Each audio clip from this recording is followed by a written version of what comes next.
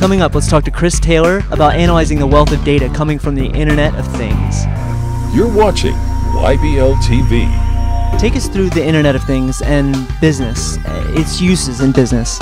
Well, the Internet of Things is a really interesting concept. People often think about sensors and networks, and they think about those network and sensors carrying tons of data back to businesses to make better decisions, more informed decisions, automated decisions. But the actual truth is that that's a very small part of the problem. What businesses really need to solve today is understanding more about their environment, more about what's happening in a moment, and being able to blend different things and correlate what's happening in their world.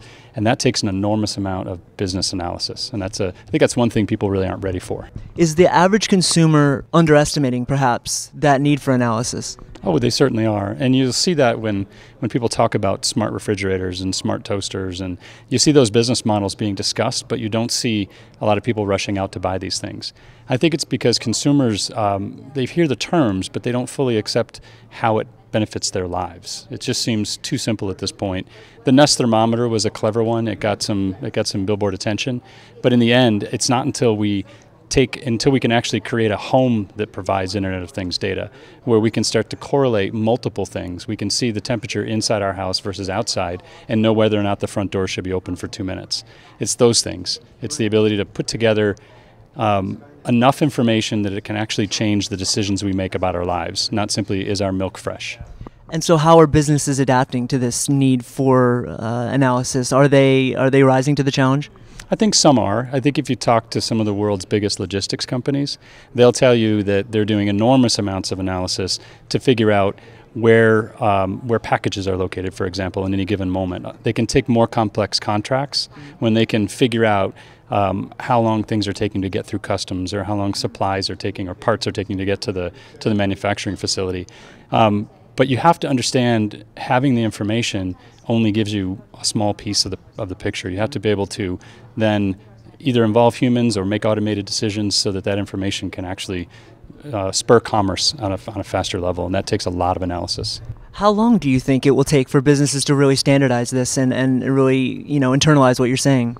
I think we're a couple of years away. It's a very uneven progress at this point. You have companies that are way out in the lead, and you have companies that are following quite a ways behind. And so I think it really depends on, there are those who will always wait and see, right? And I think the wait and sees are probably going to have their minds changed in the next couple of years as they see the Uber-type business models change, and as you see consumer expectations change. So then, would you say a business that doesn't embrace this is perhaps committing commercial suicide? Not yet, but I think there'll be a point in time where people who aren't putting a focus in having better data, but more importantly, as I say, better decisions, are going to feel the impact. I think if you watch the market leaders, people like Apple, nothing they're doing is accidental. They're monitoring everything that's happening in their business all the time, whether it's a launch of a new product, or whether it's how products are moving through stores based on campaigns. They're collecting enormous amounts of data to make great decisions. And so anyone that wants to play or aspires to be the next Apple is going to have to retool and rethink how to do the same thing. The challenges that the Internet of Things brings about, they're there, but the benefits just outweigh those challenges then? They will. I think right now it's hard for companies to define that.